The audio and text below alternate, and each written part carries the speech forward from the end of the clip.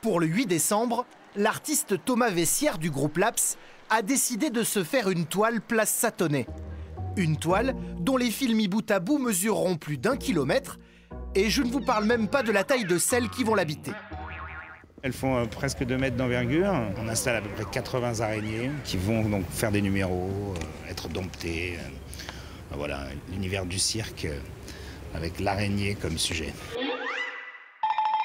En fait, faut pas avoir la peur des araignées pour profiter de votre installation. Mais pas du tout. Et justement, une des idées, c'est de rendre l'araignée un peu plus sympathique que ce qu'elle est. Des araignées place Satonnet, un météore sur la piscine du Rhône, du cinéma au terreau et une horloge place des Jacobins.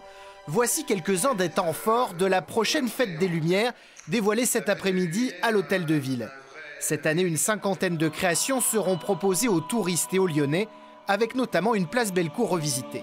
Il fallait, je pense, arrêter cet écran sur la grande roue et proposer un grand jardin, finalement, être dans un univers assez minéral. Quand l'électrique devient bucolique, et c'est une émotion différente. C'est pas l'effet waouh, le spectacle, c'est l'effet ah, je me pose et je suis bien. Souvenez-vous, l'an dernier, suite aux attentats de Paris, la fête des Lumières avait été circonscrite à la presqu'île et à la colline de Fourvière. Il en sera de même cette année avec le retour des fouilles à l'entrée, la fermeture des parkings et l'accès à la circulation coupé à partir de 20 h. En revanche, bonne nouvelle, la fête se déroulera à nouveau sur 4 jours, du 7 au 10 décembre. Aujourd'hui, tout le monde a bien conscience que ça ne pourra plus être la même fête. C'est pour ça qu'on a ce périmètre en centre, en cœur de ville, avec la colline, avec les pentes de la Croix-Rousse, cette belle presqu'île.